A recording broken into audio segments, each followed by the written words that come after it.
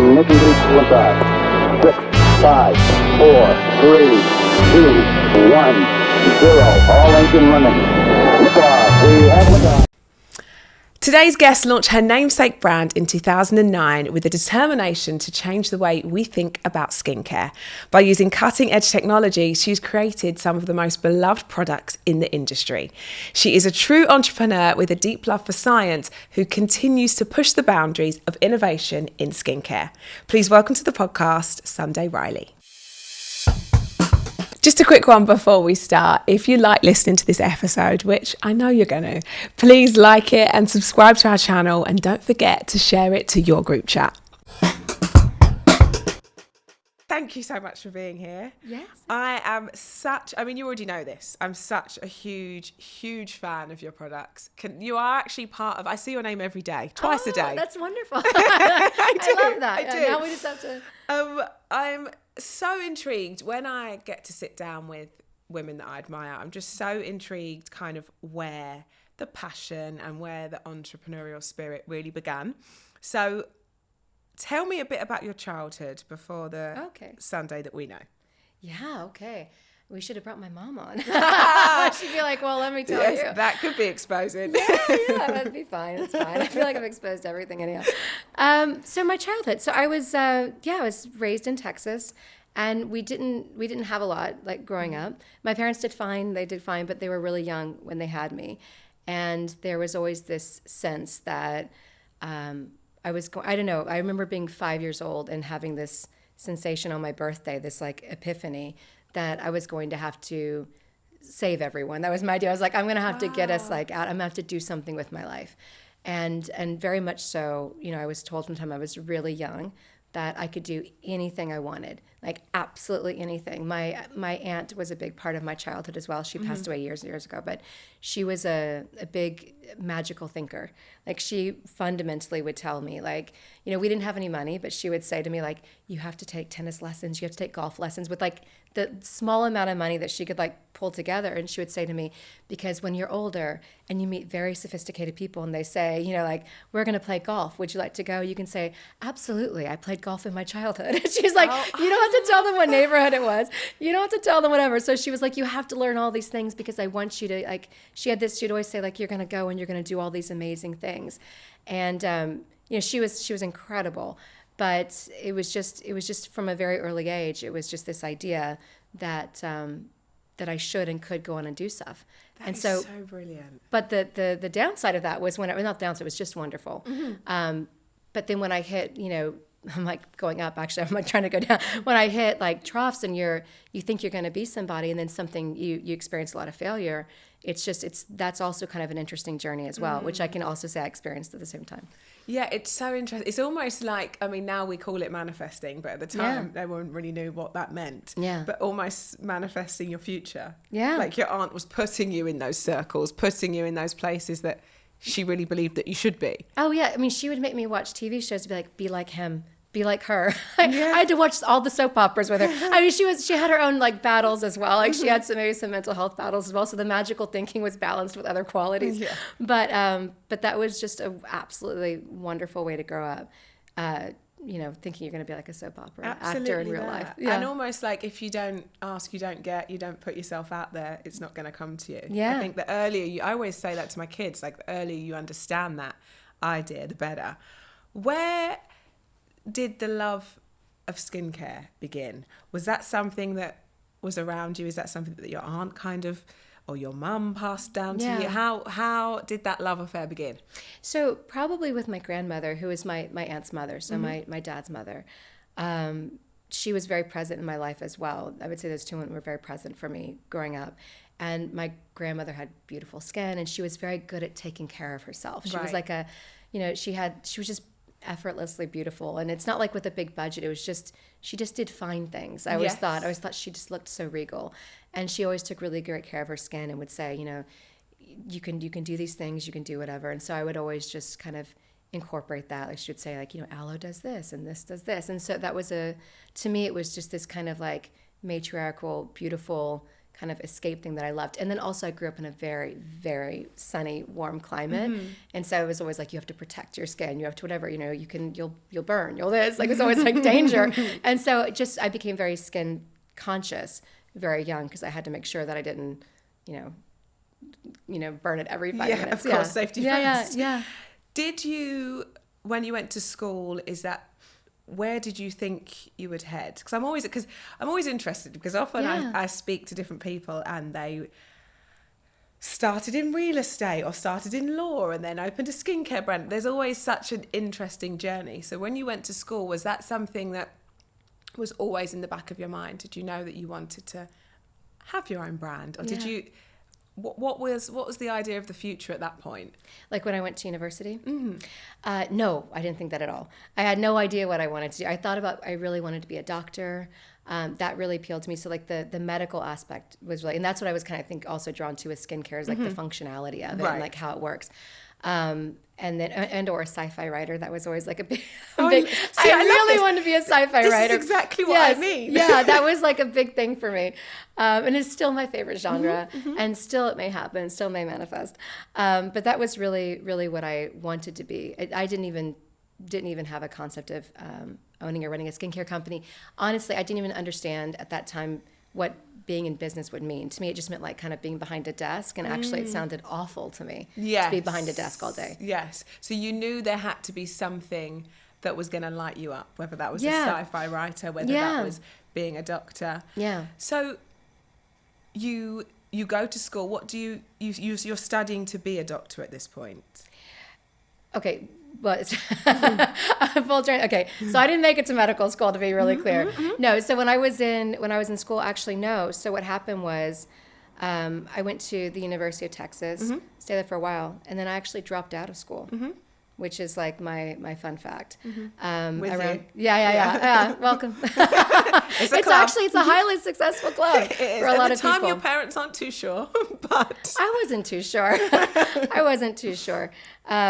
But I had this fundamental feeling that I was on the fundamental wrong path. Right. And I ended up taking a road trip at, I don't know, maybe I was like 19 or 20, across America with some people I met on the street. And that's a whole nother podcast. Went to Florida, came back, and just in doing so, like, missed my finals, missed whatever, purposefully probably, like, and then had to kind of reassess what my options were, because at that time my dad said to me, well, thanks to this little thing that you just pulled, medical school is no longer an option for you, most likely. And then I was like, oh, and I had to kind of like reassess what I was going to do. I had no idea.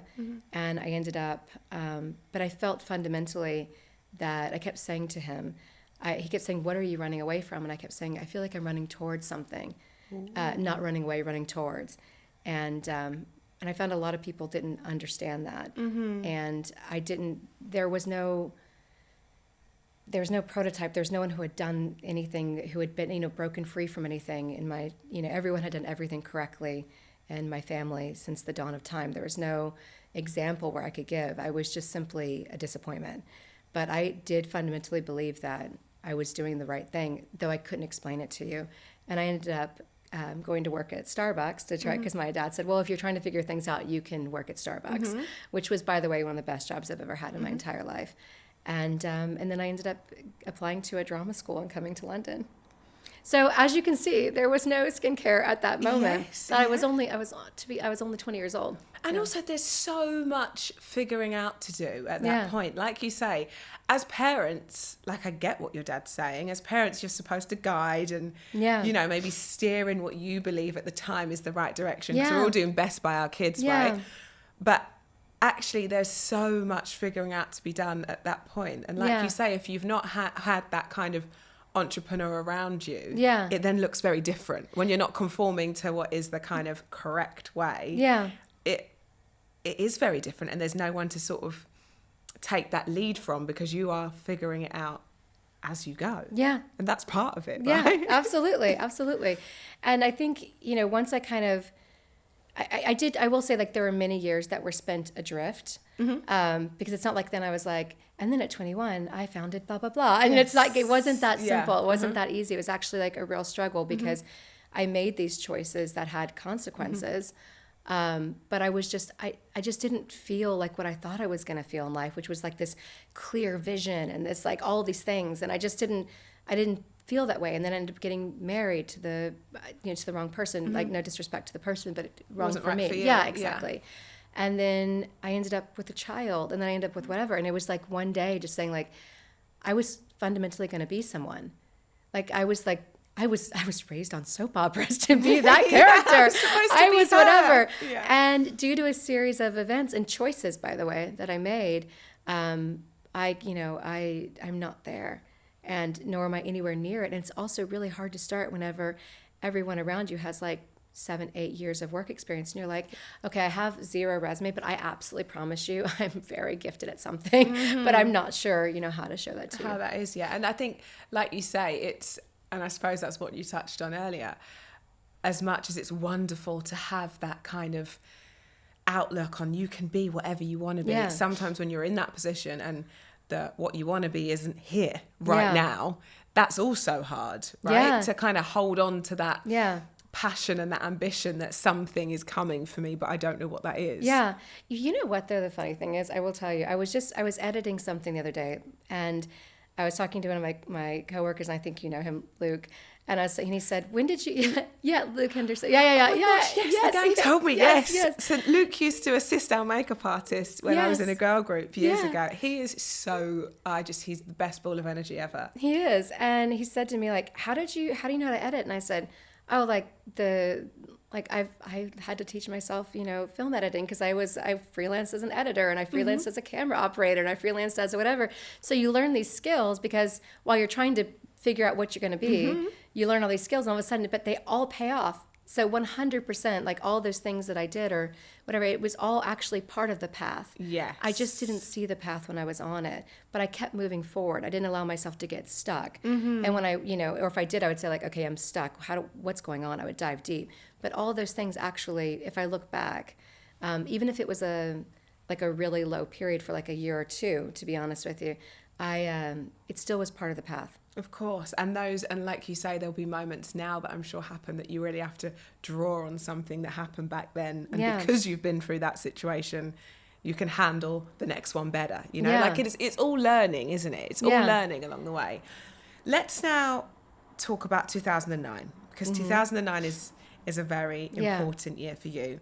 You launched a brand, which is an interesting year because we're right in the middle of a recession. Yeah. And that's something that obviously no one could ever predict. I've spoke to people that launched, and I launched my children's brand 3 weeks before we went into a global pandemic. There are those moments that you gear up, don't you? You get yourself so excited and so ready for this massive milestone, and then, oops, okay, we didn't see that one coming. It's good character building, though. Yeah. It's good character building. I'm with you. I got you. How did that impact the very beginning of Sunday Riley? So if we just go back a little bit from 2009, if we just go back, I had my first child in 2006. And right before then, I was like, I mean, like, if you had seen the difference between 2009, no matter how hard 2009 was, you didn't see 2005. 2005 was a really tough year because I was going to have a baby. I knew I wasn't in the right place. I didn't know what to do. And that's when I actually started doing a lot of work on myself and started kind of looking for this kind of like spiritual, energetic core and trying to figure out, like, why am I even here? Like, what's going on in my life? Why am I on the planet? Just those type of things. And so I started seeking out different teachers, different forms of meditation, different forms of like kind of spiritual, energetic work, which meant I spent a few years kind of diving into that. So whenever we launched in 2009 with significantly less money than we needed by like a factor of like $1 billion, and we launched, and it was a recession, I was kind of like geared up for it. I was like ready for the challenge.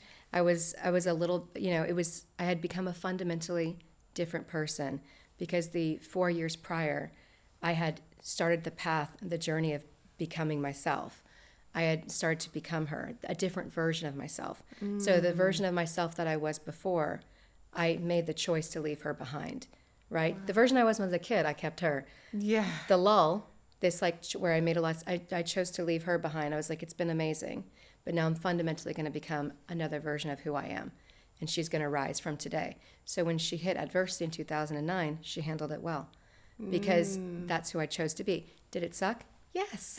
It sucked. Yeah, it was scary. It was super, super, super scary. But at that point, you know when you've hit the lowest of lows. Yeah, but it becomes almost like a measure on, I made it through that. I can make it through anything. Yeah, exactly. Like I know what it's like to, you know, to have nothing and to feel like a failure. So that wasn't my low point.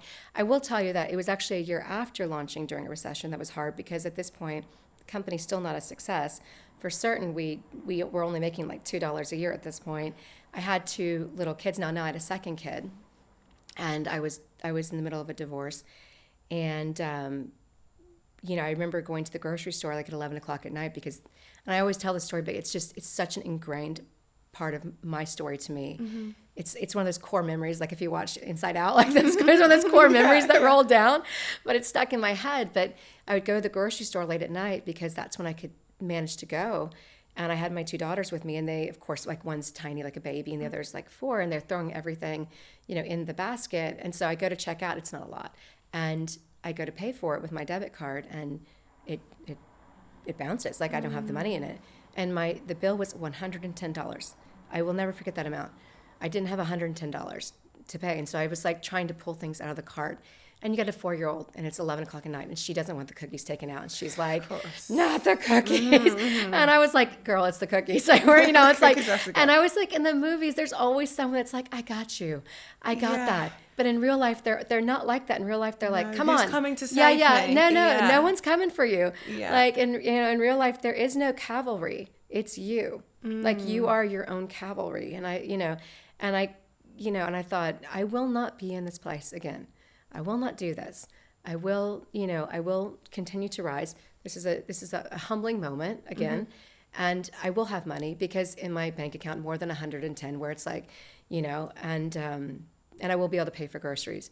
And, you know, but that was now 2 years into the company being founded. So people were like, you know, we were at Barney's, which is a luxury department store, but I couldn't pay for groceries. So I think there's this idea that it was at Barney's and it must have been so easy. And I'm like, no, it wasn't. And you know, it's so refreshing to hear you being so honest about that, because there is this idea of, like you say, that you're in a shiny department store and you are a founder. And I think that, you know, the idea is we can all be a founder of anything, right? But it actually has to perform to be a success story.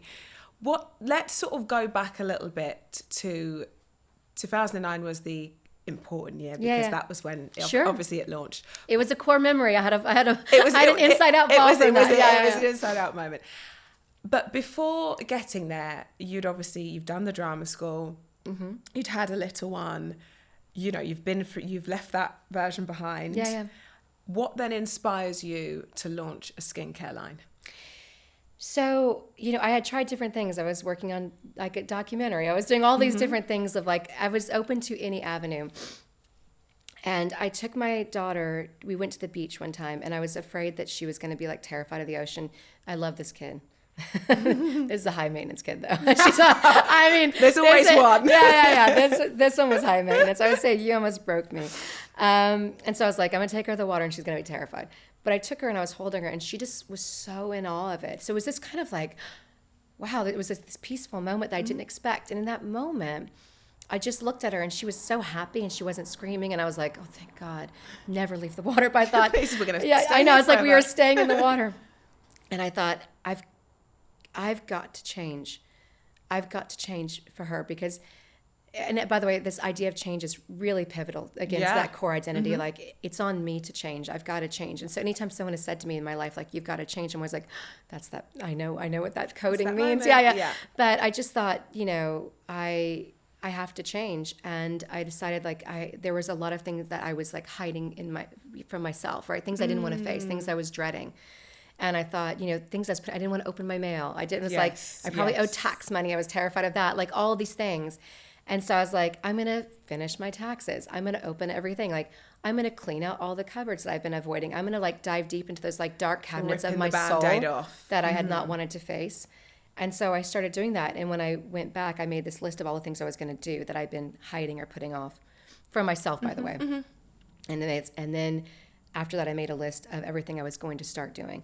So I went through the list of things I was kind of hiding. Like one thing I would say is with my taxes, and I paid my taxes and they owed me money. And I was like, I love this list. This is the best list ever. Yeah. But these were the list of things that I was like putting off. And some of it was like, addressing the fact that I felt like this great sense of shame, or addressing the fact that I, just all these things that were holding me back. And I also decided that I was going to go into my era of yes. And I'm still in my era of yes, but my era of yes, where I was going to ask for more, and I was going to say yes to it no matter what it was. And I just hoped it would be something good. But I was open for anything. At that point, you could have said to me, you're going to own a gas station. I would have been like, oh, yes. That's amazing. Like, wow, thank you. It could have been anything, and I would have run with it, because it was the era of yes. Any opportunity was going to be a yes. And someone that I knew came to me and said, you're one of the smartest people I know. I want to open a day spa. And I was wondering if you would want to be my business partner. And I was like, yes. It's like, my era It was of yes. my era of yes. But also I felt like that was amazing. Like that wouldn't have even been like come to me before. And I said yes. And so I was helping her put it together. And then I showed her like, what you want is not going to happen with this investment, which I hated to say, but I was like, and she was like, well, what else could we do together? And I said to her, well, I don't know. What do you like? Because it's your money. And by the way, it wasn't a lot of money. I mean, it is a lot, but it wasn't for a business. Yeah. And she said, I don't know, anything you want to do. Like, I believe in you. That had never been like, and I said, what about a skincare like line? Just something like really truncated and small and niche, like really hyper-focused on something like pregnant skin or something just very niche and hyper-focused. Just get something like off. I didn't know how to do it. And I was like, but I know I'd feel it. Like I feel in my core, and we could launch it and then it could sell. And, and that was kind of how it started. I just kind of said yes. And then I just, went from there, and I found an amazing mentor in cosmetic formulation chemistry. And I was always studying it on my own anyhow. And he said to me, you're unusually gifted in this. And I was like, really? And he was like, yeah. He was like, he's like, you have an innate understanding for it. That's like, you didn't have to go to and get a PhD. He's like, you have an innate understanding for it that I've only seen, once in my life. And he was an older man. And he said, you're crazy if you let this go. And so I just thought, well, that was my era of yes, right? So I'm going to keep following these breadcrumbs to the light is what I called it. Like breadcrumbs to the light. Anytime someone would say, would you ever consider this, or you have a talent this? I was like, that's my breadcrumb to the light. I'm supposed to listen to that. That's my path. So don't follow that. That's a distraction. I'm going to keep following these breadcrumbs, and I'm going to find my yellow brick road. I mean, it's so interesting, and I'm obsessed with this anyway. But when you open yourself up, it's so crazy how many opportunities will fall in front of you. Yeah. It's almost like, of course, you've got to create your own luck and you've got to work towards that. But like you say, you're in the era of saying yes. And then all of these opportunities or these conversations, like you say, that probably wouldn't have happened before because you perhaps weren't in the right space for it to. Yeah, absolutely. I mean, someone could have been saying all these great things all along. I either didn't hear it or it didn't come to me. Yeah. Once I got into the mindset I got out of the mindset of lack for a little bit and just kind of distanced myself from the shame that I felt, which I did feel. I didn't even realize how much I felt it, but distanced myself and said, actually, this is an open door. The door is open. You're in control. And like I said, I would work on it. It's a daily practice to get there. It's not just like I was born like that. I was born confident, optimistic, but sometimes in life it can kind of get you down. I practice, still to this day, I practice my mindset. I practice being happy. People are like, you're the happiest person I know. I'm like, yeah, I practice happy. It's like, it takes some work. I practice it.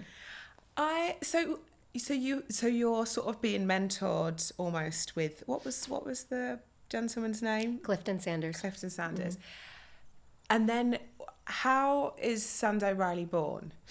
So we had an amount of money. It was about, I want to say like $100,000 to $150,000, which is, I mean, it's not enough to really launch a brand. And did you have to raise this or? Yes. So yes. And so we had this amount of money, and then I started I found this gentleman in Dallas, Texas, actually, and he had worked for Mary Kay, and he was a cosmetic chemist, and he was very seasoned, a great guy, and had been, he was in his latter years.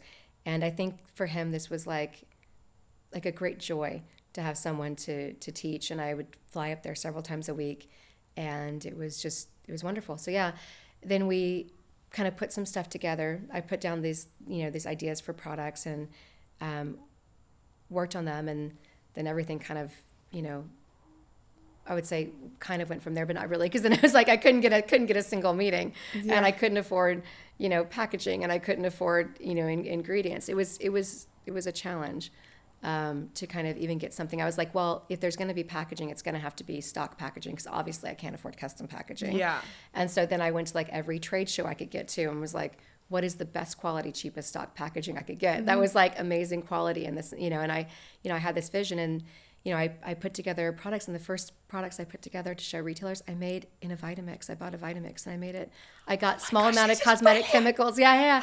I got and we, and you make things and you, and they would say like, you need to change this, and we want. So I just kind of like, it was like, okay. I took it home, put it in my Vitamix, added more, oil to it, and then like, so I was like, do you like it now? And I was just thinking like, I pray to God like it doesn't fall apart in the whatever, because I was like, just say yes, and then I'll make it. And I'll figure it out. Yeah. Just say yes, and then I'll make it. And I think sometimes that's the push you need. Yeah. It's happening now. I've told them yes, and I'm gonna deliver. Yeah. Regardless, yeah. It's gonna happen. Yeah. So would you, at this point, when you're like so in your infancy, are you taking these meetings alone, or have you got a support system?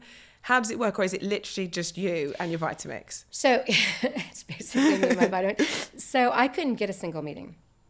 I tried everything. I called everyone. I called whatever. But when you're starting something... Is this with a retailer? Yeah, I couldn't get a meeting with a retailer. And this is before the direct-to-consumer boom. So it's like you couldn't just start like that. And this is before social media boom. So you couldn't be like, well, it's going to be an Instagram, TikTok first business and whatever. That wasn't an option.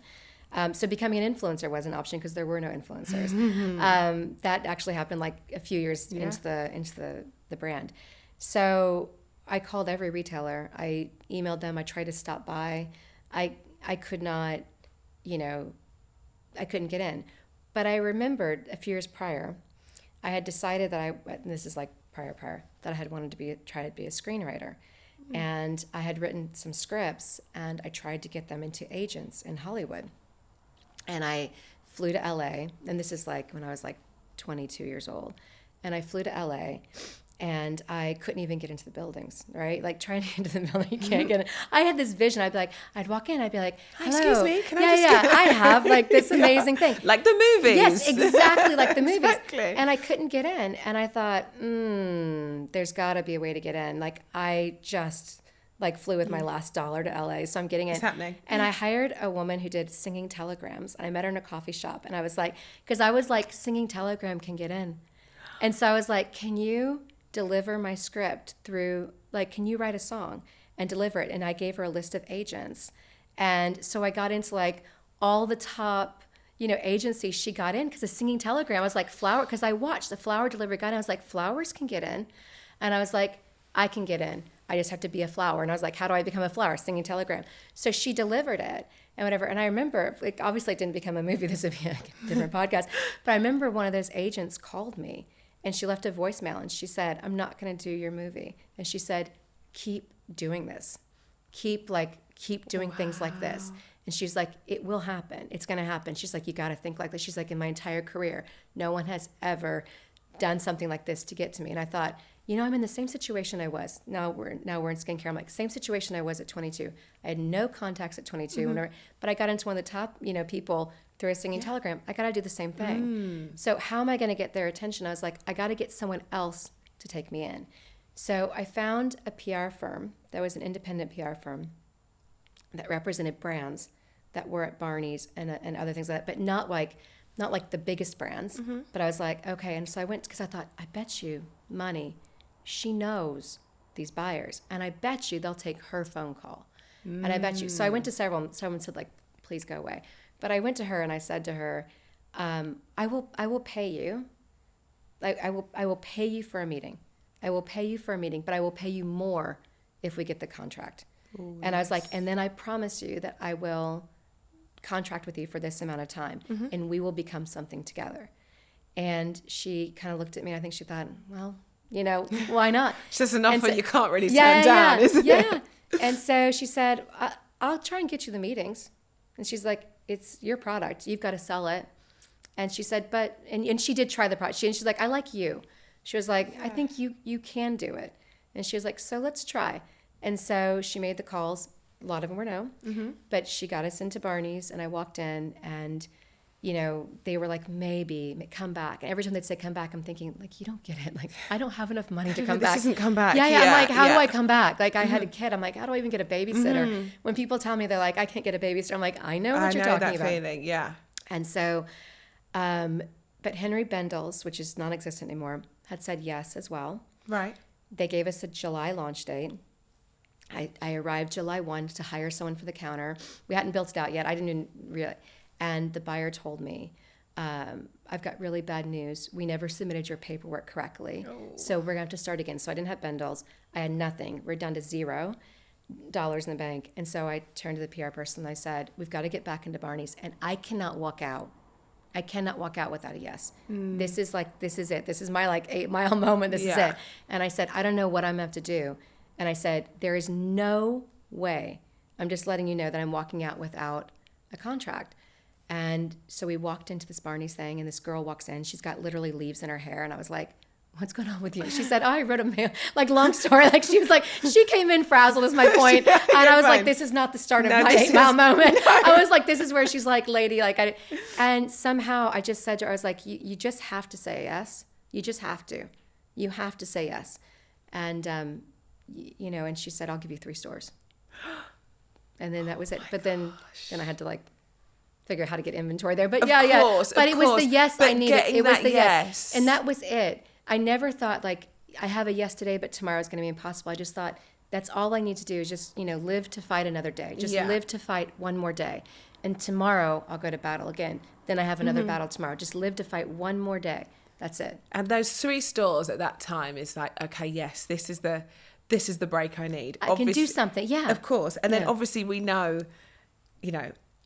with 3 stores also comes, 3 lots of bills and invoices that you need to meet to have a store fit out and everything else that comes with it, right? Oh, it was not impossible. Absolutely. Yeah. It was and then it was staffing, and I was like, we can't afford anything. And now it's like all this, and all of a sudden it was like, you're going to need an extra $200,000. And I was like, I don't have $200,000. People said, we'll get it from friends and family. And I was like, I don't have friends and family that hold on to $200,000 that's not a thing. to give to an extreme startup. That was it was really challenging, and a bank's not going to give it to you based on what? Based on my resume? Yeah, I mean, it's tough, and we talk about this a lot, how tough it is for women to get funding. Just generally across the board, and we're looking at 2%. I think, particularly in tech, that women receive 2% of funding, which is just absolutely wild. So like you say, when the odds are stacked against you, being female also doesn't help. No, it's not on your court.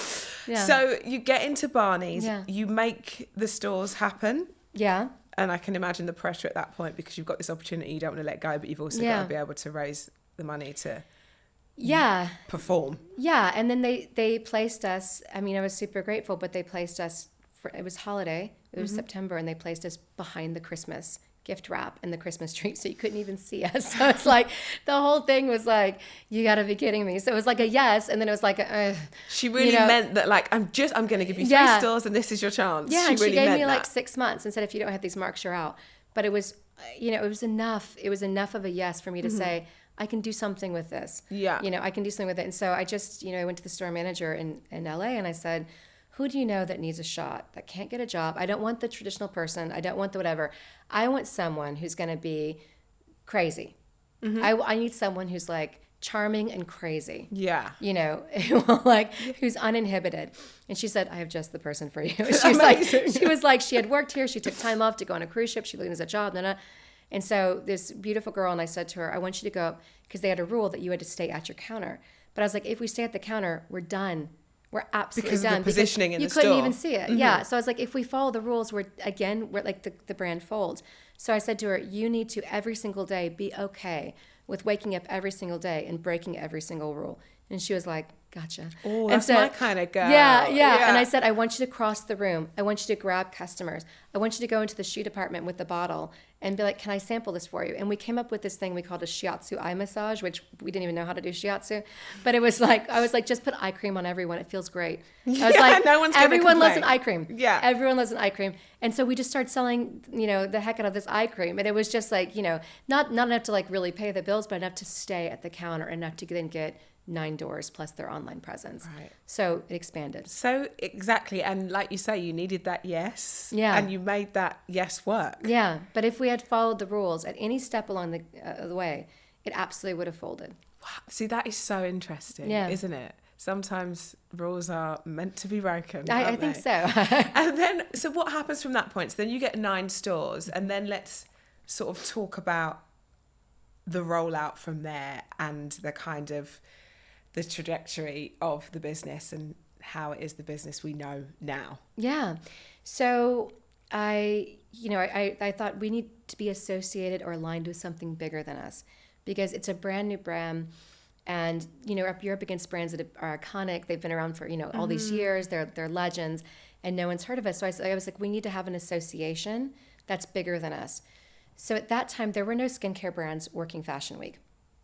And I was like, why don't we just call some of the brands up and say to them that we'll do the facials backstage? No one was doing facials backstage. It was just hair, makeup, nails, right? Yes. And I was like, why not do facials?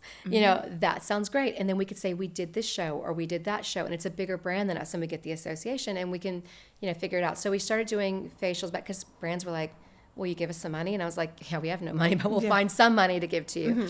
So we started doing, and we did like the Stella McCartney show. We did, all these different, and so we got that press. All of a sudden, the brand name was associated with Stella McCartney. Of course. Right? And so we would run with that. And then I had a great idea, which was, by the way, it did not work, but these things have a way. I had this great idea after doing that. I was like, why don't we do a makeup line? Like I can see all these makeup artists. And by the way, by doing Fashion Week, we were using good genes on the models. And I remember the makeup artist coming to me and saying, what did you put on their skin? And I was like, why? I was like, do you like it? Do we I'm love like, it before I say it's mine? I know. I was like, this is a really, Just figuring out my answer this here. is an answer to dependent question. So she was like, because their skin is so much smoother and makeup's going on so much faster. Ooh. So makeup artists started spreading word of mouth about the skincare brand. So it started to take off in little bits. We still could barely make payroll. We still could barely make anything.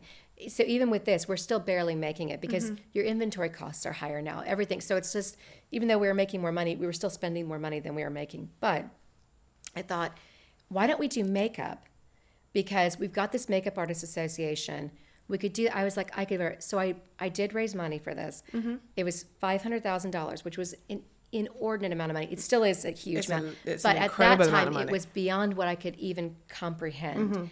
And I sunk it into a makeup line, like custom packaging, everything. I hired the best packaging engineers. They had worked on everything. They'd worked on like, blah, blah, blah. Everything you can imagine was right. It was the perfect everything. Colors were great, like 30 eyeshadows, 30 lipsticks, like 24 foundations. Like it was insane. It was insane. Let me put it that, it was insane because it insanely failed. But that makeup line actually got the interest of Sephora. Ooh. So I first started talking to Sephora through this makeup line, which, by the way, only ever really existed at Barney's because we did launch it. It failed. So we got the interest of Sephora because we did a few shows with the makeup line. And they were like, oh, that's kind of interesting, like an indie makeup line. They weren't really super interested in skincare, even though skincare was what was funding everything. And I did try to talk to the skincare buyers and like, well, maybe.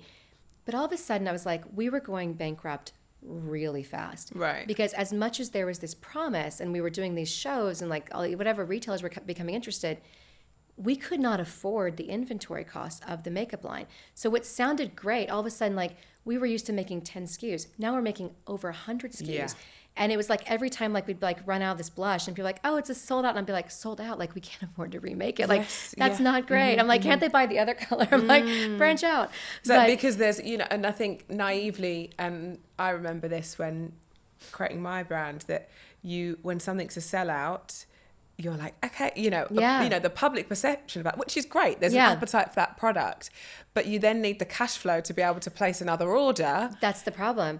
And it's like it's the pigments, it's the packaging, it's whatever. And so it sounds great, but then the minute it sells out, you have to have the cash infusion back in. I was like, oh, we're dead in 6 months here. Like we can't, we're done.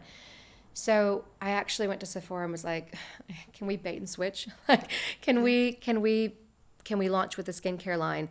Because we're gonna get rid of the makeup line.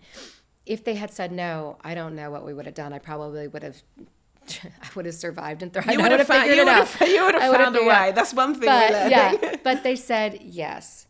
And so we launched with the skincare line at Sephora, and then we basically phased makeup line out. And I would say it was the most expensive entry into a retailer in the history of brands, but it was completely lost. It never took off. And so R.I.P.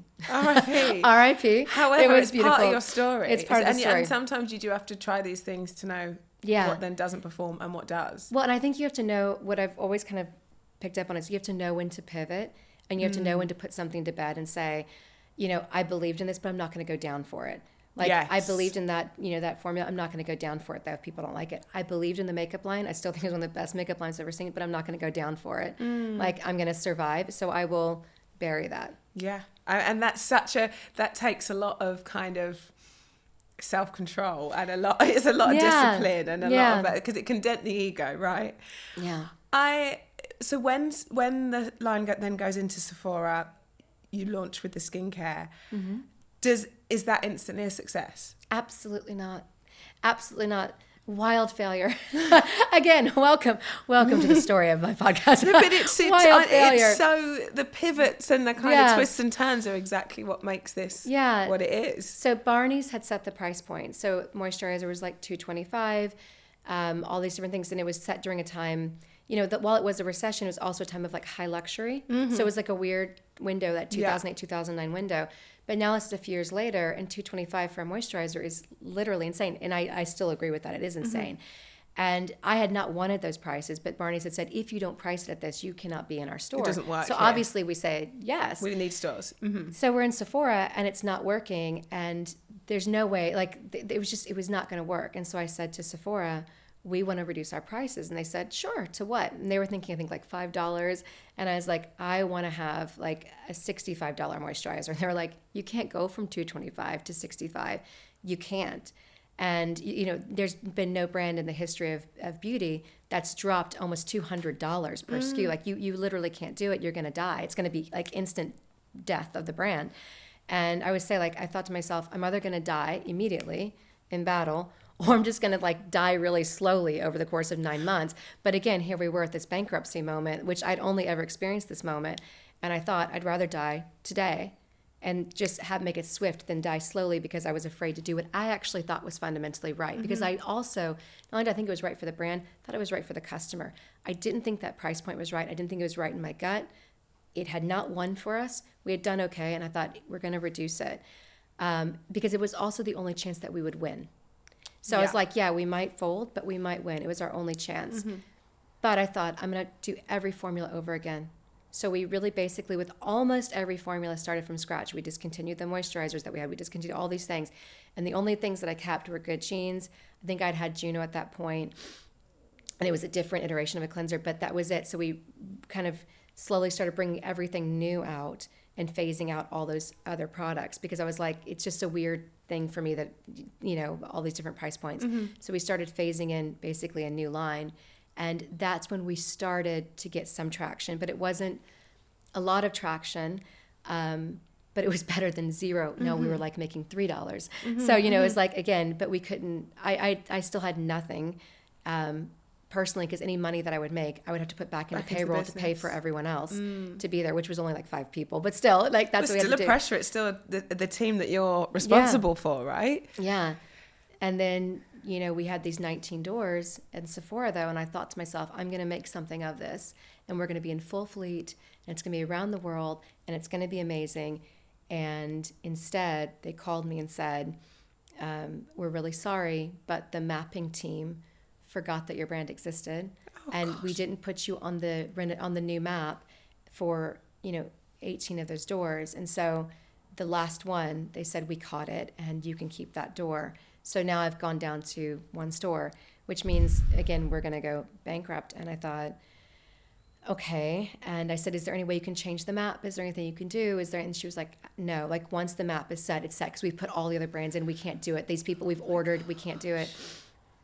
And so again, with my last bit of money I had, I flew out, and I just kind of again was in that moment of begging for your life.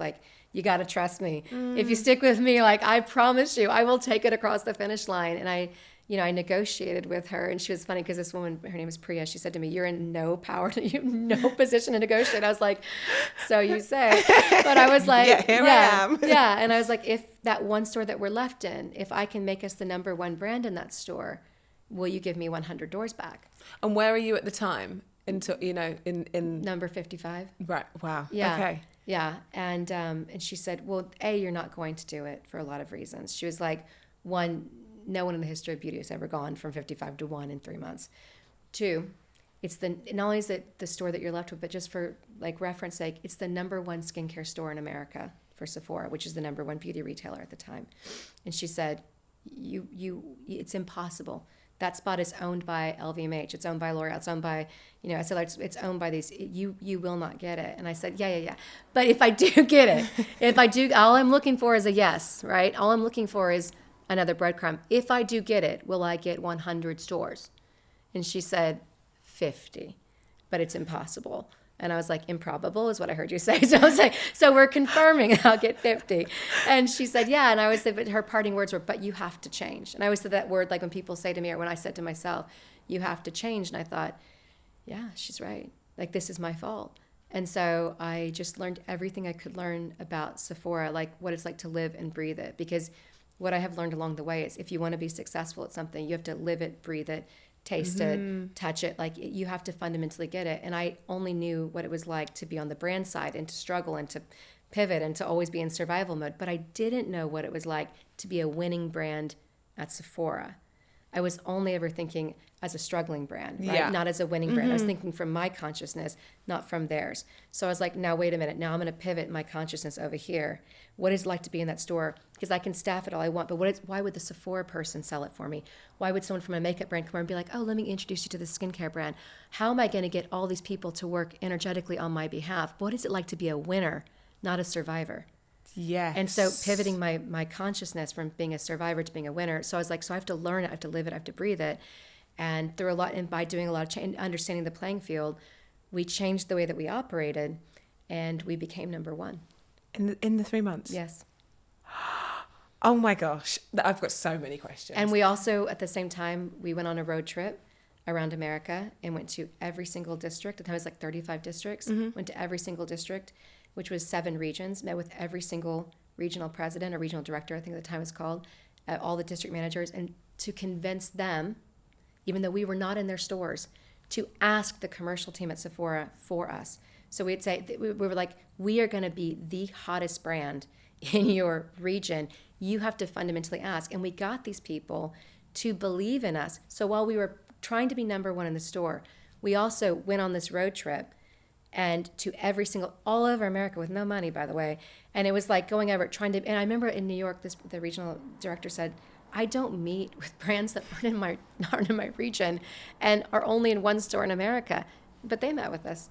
They did, because I was like, yeah, you do. Well, the data doesn't lie. Yeah, they can't not meet with you after, Yeah. I mean, I would love to know what the conversation looked like with Priya when you had gone from 55 to number one in 3 months. Well, and she said you couldn't. She's a tough woman. She'll still say, I don't accept phone calls unless you're top 10. So, it doesn't matter. She's tough. She's tough. And you win, you do something, and she's like, that's nice. She's like, there's always more to go. Even she must have been impressed with that. I hope so. Yes. I hope so. But, she's certainly I don't even know if she realizes how much of her conversation that she had with me really helped to guide me. But, there was always, and then we had there was a contest where the winner would win stores. So we went, these 3 paths. But, the idea of saying no was impossible for me, of them saying no. But I will tell you now that the brand is more established, what I've learned is you're still always in that position, right? That doesn't ever actually change. You're still always fighting for space. You're always fighting to win. There's always new people coming in.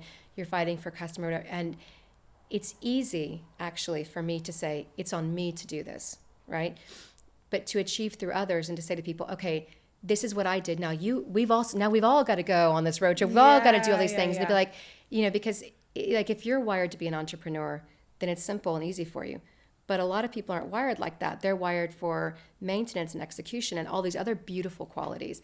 But I always find that this brand has still always been in entrepreneurial mode. So it's like, now how do we succeed? How do I kind of make sure that this energy still flows through? Mm-hmm. Yeah, and especially when the bigger the brand becomes, it's hard to be across every little detail. The bigger it goes, and to be across every single member of the team, right? When there's 5 of you and you're on that road trip together, you're kind of in it together, but keeping that kind of synergy and keeping that message flowing whilst it grows is something that's hard. Well, and everyone says they like entrepreneurial spirit, but it's actually wildly uncomfortable. Yeah. And you have to be comfortable in discomfort, and you have to enjoy looking for things that are hard to find, that aren't just there, because they're not just going to be like the blah blah blah department handed this to you. There is no blah blah blah department. That's also you. Or that's just Joe. Pick up the phone and call Joe and be like, do you have this? Like, can we make it? Like, it's always, you're constantly in flux. You're always hustling. It's always a grind. And everyone says, I love a hustle, I love a grind. But actually some people fundamentally hate it. And they hate it. And I always say, like, if you don't like it, you got to be upfront with me, because I'm going to know. And like, this is in the right place. We got to hustle. We got to grind. Yeah. I mean, do you know what I find interesting when you told me the story of your earlier years, and when you mentioned the story about you doing the fashion weeks, and that's, that kind of really sort of started that buzz within the makeup artists, and having your name with Stella McCartney or these big brands, it goes back to what your aunt was teaching you. Yes. The tennis. You do that because you're going to need the circles, you're going to need that association. It's kind of crazy how that has actually followed you. Absolutely. Right? Fundamentally, yes. Yeah. It's so within you. I mean, it's so funny because I've got questions written down here that I think I'm going to ask before I meet guests. I've not actually stuck to any of them because I'm so interested in finding out. That's okay. I love an organic conversation. No, me too. And one of my questions is actually, do you think starting in like challenging situations and being, I suppose, constantly having to prove yourself at Barney's, at Sephora, do you think that taught you a lot of good lessons early on? But it sounds like there's constantly been there's like a thread of lessons, isn't there, throughout from the beginning to now? Yeah. Right?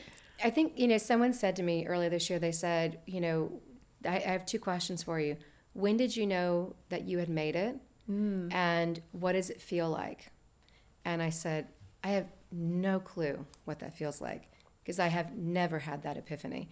But nor do I seek it out, by the way. Nor is that like my goal. I'd rather seek like wisdom. That's interesting to me. Or I'd rather seek like the meaning of the universe. Yeah. I don't need to feel like I made it. But even if I wanted to feel, I wouldn't know what that's like, because it's always, I never feel safe. I never feel like it's a given. I always feel like it can be taken away. But I don't feel afraid of that, by the way, but I'm always aware of it. Let me say it like that. I'm always aware that, you're just, 2 steps away from things being taken away. So it keeps you on your toes. I don't take any of it for granted. So I'm always on my toes. What I do know is that when I have acted in fear, when I have connected to fear, I have always inevitably exercised poor judgment, because I was afraid and I did the wrong thing. When I just say, I'm just going to keep moving forward, it's going to be fine. I don't connect. I'm like, I see you, fear. I feel you. I see you. Love you. I want to put you in this closet for a second. Just shut the door, compartmentalize it out, and be like, I'm not, I get you. You're there. I don't like ignore it, but I just kind of compartmentalize it. I'm able to move forward. It's a lot smoother. And I suppose it just always keeps you grateful. Like you say, if you live in a space where you know that like nothing's forever, and this is all temporary, the good and the bad, that actually it keeps you grounded in a grateful space. It is now obviously a very different brand to being in one store, and being number one in that store, but being in one store. What are the biggest differences you've noticed from being in that place and it being the kind of global juggernaut of a brand that it is today? What's the difference to me?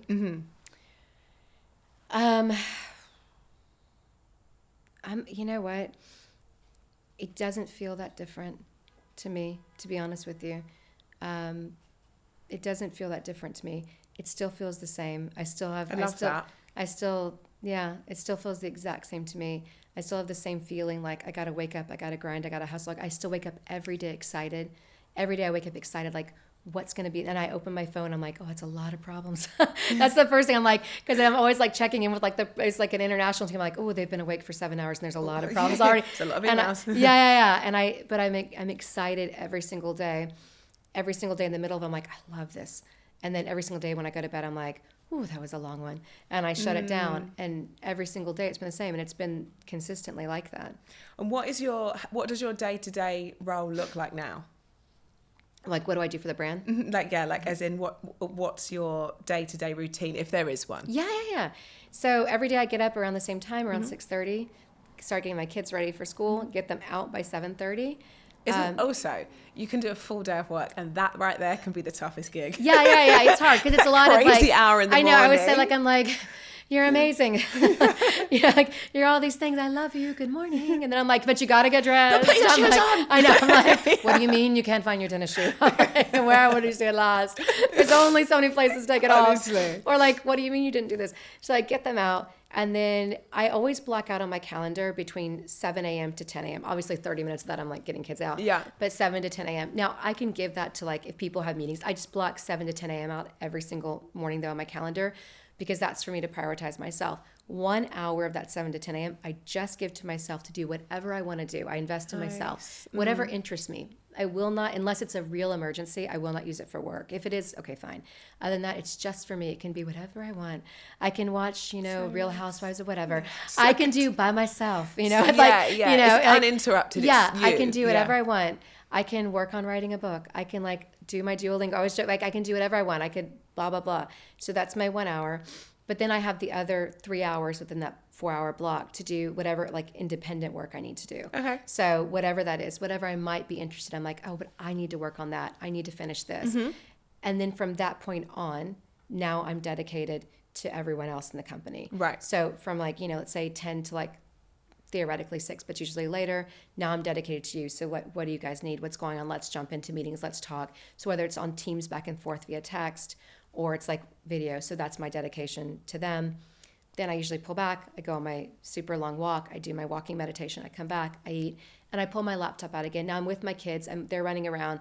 If I'm watching a really good show, my laptop shuts. If I don't like the show, then like it stays open and I kind of do whatever that I need to do. I might do sourcing somewhere internationally. I might do whatever I want to do late at night. But I like the way that you're well, I suppose you have to be. You're always on to a degree, but you take that time for yourself, which is so important for your headspace. And I think to make better decisions and to be a leader, that time for you is kind of priceless. Yeah, I always make time to go on this epically long walk every day. Like I'm a big believer in walking the earth. Like I make sure I walk, I listen to music for a little bit, and then I do my walking meditation. That's a big deal. Nice. Yeah. I love that because I think we don't talk about that enough as women as well, that actually you can't fill everyone else's cup up if yours is empty, because we have to as a mom, as a as a business, however that looks, you're always having to pour out of yours and pour into others, and you have to keep filling yours up to be able to spare any. Learning to prioritize myself as much as I prioritize my work and my children was maybe one of my biggest lessons as well. That was a big deal. Well, I don't think it's ever really glorified. I think actually sacrifice is glorified. Like I sacrifice myself for this. I sacrifice myself to this. I'm fixing this. I'm fixing that. But actually saying like, no, I'm actually investing in myself, not just through like shopping or purchasing, but actually through time and through exploring what I want to do. So I was like, what do I want? And I was like, I really want to go on that retreat. I really want to focus on like this aspect. I really want to do this wellness thing. I really want to do this energy thing. I really want to do these things that interest me and interest me alone. And I'm going to invest in being, and I really believe in this. I have to find myself interesting. I think of myself as like the main character of my book, right? The main character of my story. And I'm like, am I bored by her? Is she boring? Does she talk about the same thing all the time? Does she have the same problem every day and she never did anything about it? Does she just sit in a room all day long on a desk? I'm like, she's so boring. I would shut this book. I'd be like, God, ugh. You know, like she has no character evolution. She's completely flat. Like every day's the same. So I'm always like, do I interest myself? And if I don't, then I do something. I don't care what it is. I'll take a dance class. I'll take an opera class. Cannot sing a note. I don't care what I do. I will but I will always keep myself interested in myself. I love that. It's such a good outlook. Yeah. It's such a good outlook. Otherwise you're like, did I lead a boring life? Was this a boring year? Yeah. So like I assess it like every day. I'm like, am I boring or am I interesting? And if I find myself interesting, I'm like, keep going. You got this. You're doing great. This. You're the main character. That was a page turner. You are the main character. Yeah, this week was a page turner. I'm like, so it's like, what else can you do? Yeah. Right, so I'm going to do our rocket round now. Amazing. So I ask each guest the same 6 questions. The first one is... Ready. I'm excited. Ready? The idea is we're quick fire. Okay. But let's, we're right. We've got a bit of time. I'll try. What do you believe, the non-negotiables for launching a business? The non-negotiables. Realistically, I found that the only real non-negotiable was my mindset. That was it. Everything else I would pivot and did pivot on. The only thing that was a non-negotiable was like that I had to be in it into the very last minute, into the very last, like I thought, even if it's a no, I'm going to climb to the very last hill until I had the very last whatever is me. Like, am I persistent? That was the only non-negotiable. Everything else to be successful, because remember, I'd only ever really experienced at that point failure. The only non-negotiable was me giving up. I was not going to do that. Yeah, and that's what's carried you to now. Yeah. When did you first realize that you truly launched? I guess I realized that we launched when we were at Barney's. There's 3 doors that we got. When did I ever feel like everything was going to be okay and that we're fine? I've never felt that. Yeah. I love that answer. We've not had that yet. And that is, no, but it's so refreshing to hear because, like you say, you're aware that anything could change at any time. Yeah. Was there a moment, though, that you thought, other than the Barneys, because I know that was quite upfront, is there a moment that you thought, okay, we're really onto something here? No, because I believed in the products. I believed in the brand. But then we got into Sephora, and then we had the Sephora issue, and then we got into whatever, and then we changed our price. And so it's like it's almost always like give and take. I've never once thought, well, now for sure, it's like it's great. I've never felt that, but in anything in my life, like in a relationship or anything, I've never thought, okay, well, now I can just relax. Yes. Now this is a given. I've never thought that, never. I've never. It's almost that like. Yeah, you don't ever feel like done. Yeah, I don't. Yeah, I don't feel like anything's ever a certainty except for my mindset. Yeah, I love that. What do people usually seek your advice or help for? A lot of things, actually.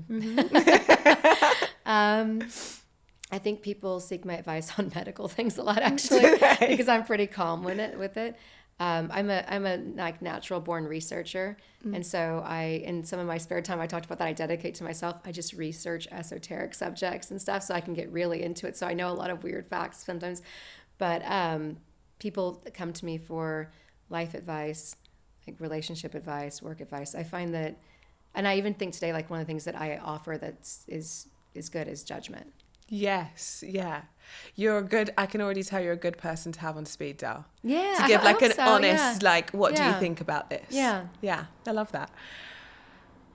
What brand do you wish that you'd founded? None. I don't wish for something else than what I have. And I wish for more of it, or I wish for more things, but I don't look at something else and feel envy about that. I think that's great. Yeah. Like, look, I'm wearing these Spanx shoes. No, Sneak shoes. Sorry, by Sarah Blakely, founded Spanx. Yeah. I think they're great. I have 3 pairs. I have 2 more coming. I don't wish I found it. I think she's awesome for founding it. But I don't. I think that's great, but that's her achievement. And I'm supporting it, and I'll plug it because you love it. Because I think they're great and awesome, but I don't wish I had founded it. Because that's hers. Yeah. Yeah.